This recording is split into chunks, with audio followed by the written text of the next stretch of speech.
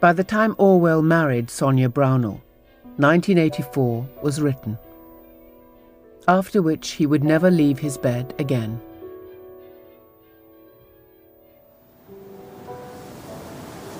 But he left one final warning.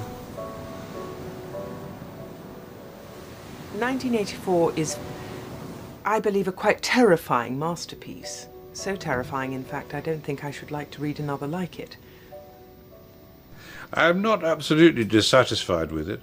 I think it is a good idea, but the execution would have been better if I had not been under the influence of TB when I wrote it.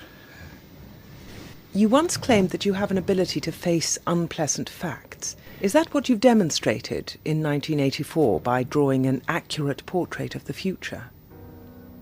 I think that allowing for the book being, after all, a parody, something like 1984 could actually happen. This is the direction the world is going in at the present time.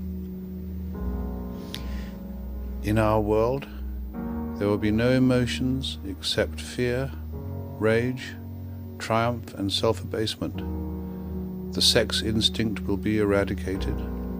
We shall abolish the orgasm. There will be no loyalty except loyalty to the party. But always there will be the intoxication of power.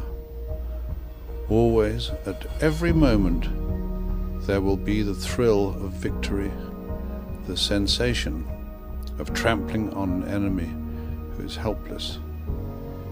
If you want a picture of the future, imagine a boot stamping on a human face forever. The moral to be drawn from this dangerous nightmare situation is a simple one. Don't let it happen.